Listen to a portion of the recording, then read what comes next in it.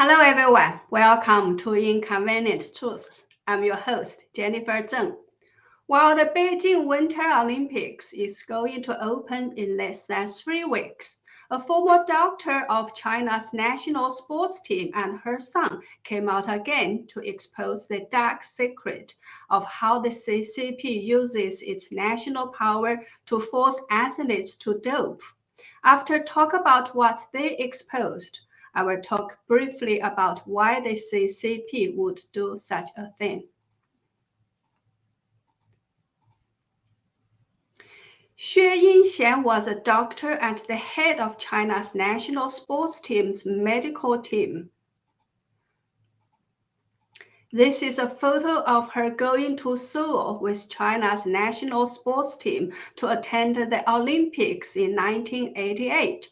She fled China in 2017 with 68 work journals. Her son Yang Weidong compiled all of the contents of these journals into a book called China Drugs, which is going to be published in Chinese and French soon. Recently, Yang Weidong did an interview with the Chinese edition of the Epoch Times and revealed how the CCP has been systematically forcing Chinese athletes to take drugs to enhance their performance for decades. First of all, the National Sports Team of China is a state-owned organization, just like any other government-owned body. All athletes are paid by the CCP like any other government full-time employees. Doing sports is their profession. Many of them are selected to join the national sports team when they are very young. As soon as they enter the team, they are owned by the CCP, body and soul. As sports is a very special profession, they are trained in a closed environment and separated from their families at a very young age. In other words, the CCP uses the national power of the entire country to create a team of athletes that will represent China, compete for China, and win awards internationally. This is called 举国体制 in Chinese. There's no such word in English. Maybe we can translate it as the whole nation system or all-out system. It is very different from the systems in Western countries, where the athletes who compete in the Olympics are not professional ones and are on their own. In this sense, we can say that it is very unfair for amateur athletes to compete with the Chinese athletes who are created by the CCP's whole nation system.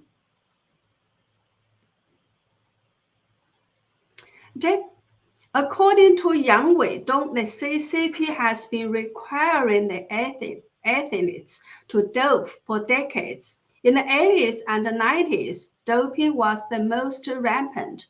Until now, doping is still an open secret in the whole Chinese sports community. Only nobody is talking about it. He said the practice at that time was to inject hormones into the body a month or 20 days in advance. And after 20 days of urination and sweating, you can't find it through urine tests, but its energy was still there. For example, Chinese women's badminton player Li Lingwei, who competed in the 1986 Asian Games in Seoul, was investigated for doping them. In order to cover up this scandal, the CCP's National Sports Commission said it was an accident. Li Lingwei mistakenly took some Chinese herb medication because she had the flu and then put the blame on the medical team that accompanied the athletes. As a result, a doctor called Huang Meiyu was forced to almost commit suicide. In fact, Li Lingwei's doping was deliberately arranged by the CCP's National Sports Commission and conducted by Chen Zhanghao, who was a late a lead doctor for the national sports team. And you know what? Li Lingwei is now a member of the International Olympic Committee, IOC, and the vice president of the Chinese Olympic Committee. This is a photo of Dr. Xue Yingxian in 2017. She said that in 1986, she was asked to dope gymnast Li Ning, but she refused. Does anybody still remember Li Ning? He won 4 golden medals and 1 silver medals in the 1987 Asian Games in Seoul. And he was chosen to light the main torch of the Beijing Olympic Games at the grand ceremony, opening ceremony in 2008. Dr. Xue Yingxian said that she didn't know whether Li Ning was later doped by another doctor after she refused to do that in 1986 at the Asian Games in Seoul. Yang Weidong said because of the need to dope athletes, a new profession was created inside China's national sports team. A group of people were put inside the medical team, and those people were called massage therapists. Yang Weidong said these people didn't have any proper medical training at all. Some of them were retired athletes, some were cleaning workers who used to sweep the floor of the gyms. Some used to work at the athletes' canteen. Some were boiler workers, farmers, retired soldiers, etc. The job status of the massage therapists were lower than nurses in terms of the medical profession, but their salary level was the same as the doctors, and they were given the same kind of power of doctors. Their function was to dope athletes, especially when doctors refused to do the job.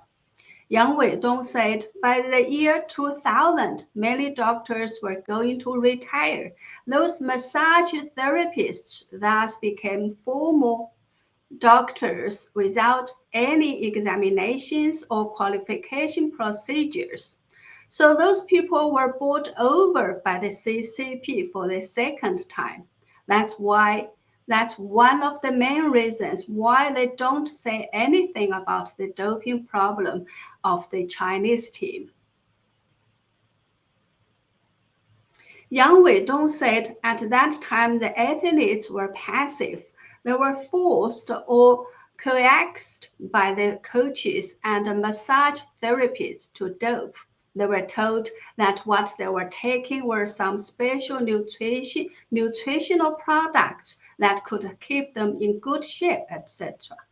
But the real purpose was money and fame. If the athletes won the games, the coaches could have a bonus. If the athletes won the Olympic championship, even the athletes' childhood coaches and kitchen staff could get some bonuses. So everyone received some benefits. That's the logic behind all of this. Yang Weidong said whenever he exposes the doping problems of the CCP's national sports team, there are people saying that doping is a problem that exists everywhere, not only in China. Yang Weidong said it is true that doping exists everywhere, but in China it is done at the national level under instruction from the CCP. There is a party branch at each team, and it is the party secretaries who enforce doping, and the drugs are paid for by the CCP. It's not like in other countries where it is the athletes' own problems at their own cost. Yang Weidong said her mother published an article in Gymnastic magazine in November 1987. The title of the article was An Analysis of the Etiology of Achilles tendon rupture in gymnasts. This article talks about the case of an athlete on China's national gymnastic team called Li Donghua. He encountered problems after taking hormones continuously for a month. When he landed after doing a backflip, he ruptured his Achilles tendons in both feet. So that was the side effect of taking stimulants. The walls of the blood vessels became very fragile. That's why his Achilles tendons ruptured when there was a slight external collision.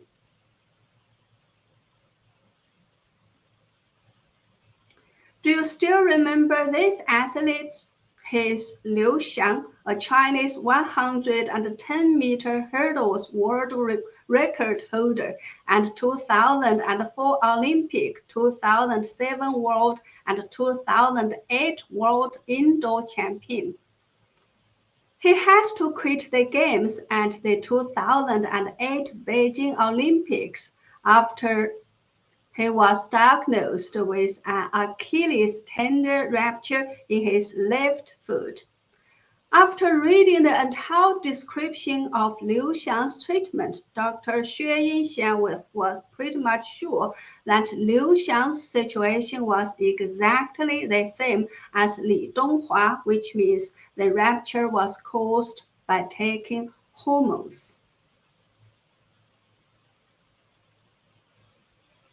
Yang Weidong said another case is table tennis player Deng Yaping. So in 1995, when she was going to attend the World Table Tennis Championship, she purposely became pregnant through artificial insemination.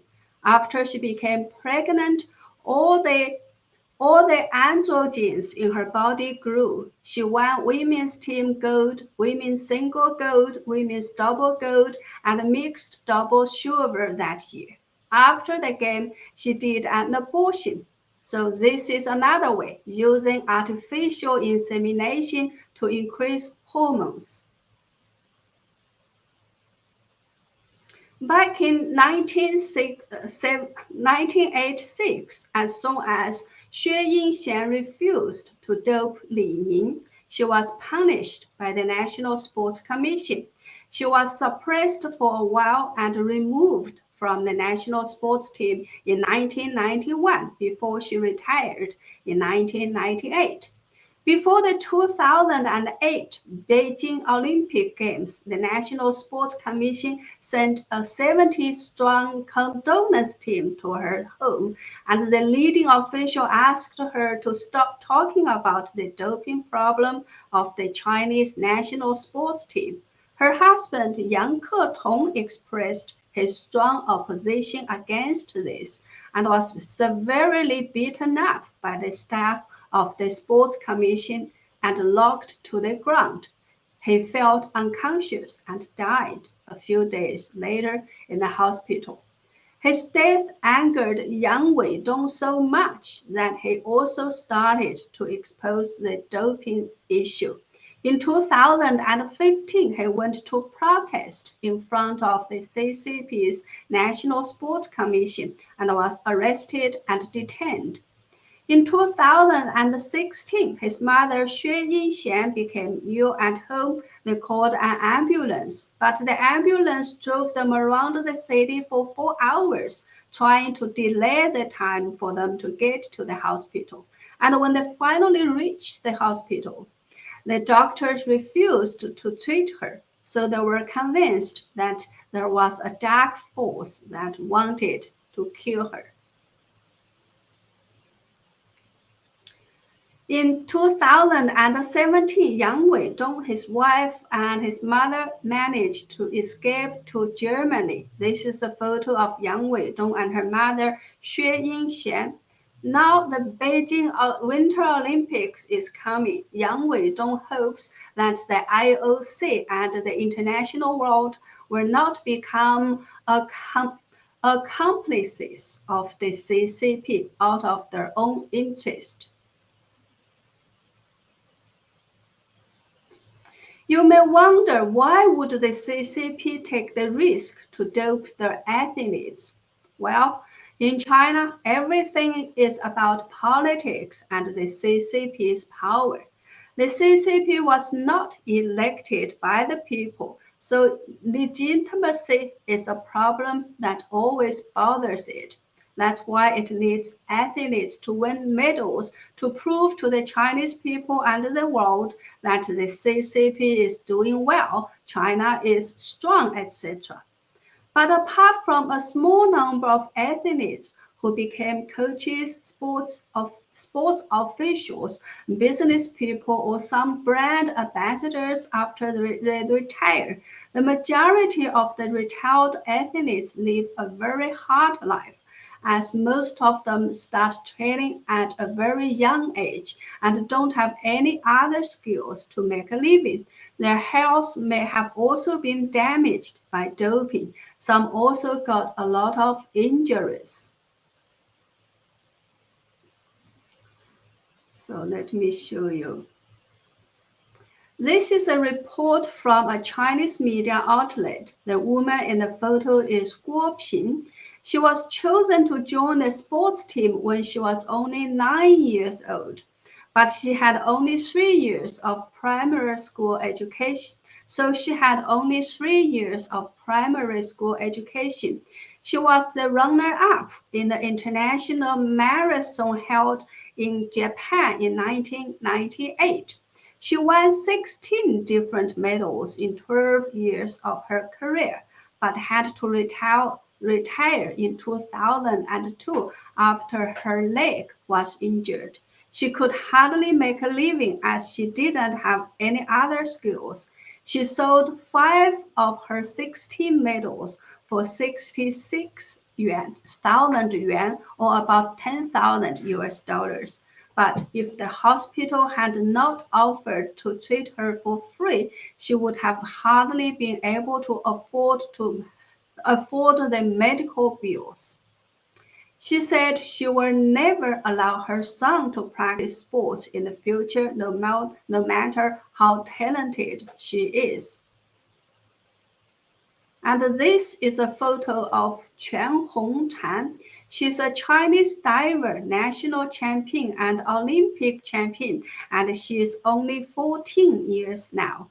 She started training as young as 7 years old. Last year, after she won the gold medal at the Tokyo Olympics, when the reporter asked her what her motivation to win was, she said, "Because my mother was sick. If I win, I can send a lot of money home." And when another reporter asked her how she would describe her character or personality, she didn't understand what character was. She thought character was a person, so she asked, "Who is character?" Let's see a short video of her perfect diving.